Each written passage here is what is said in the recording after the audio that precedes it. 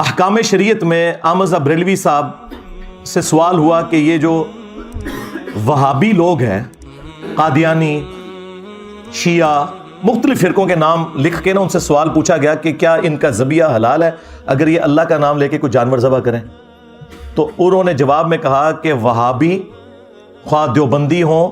اہل حدیث ہوں، قادیانی ہوں، قادیانی کافروں کو ان کے ساتھ شامل کیا، شیعہ ہوں، نیچری ہوں یعنی نیچر کے ماننے والے،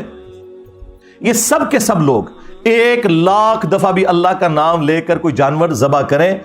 تو ذبیحہ مردار ہی رہے گا، اور یہ سب کے سب مرتد یعنی واجب القتل ہیں، یعنی اسلام سے نکل چکے ہیں، واجب القتل ہیں۔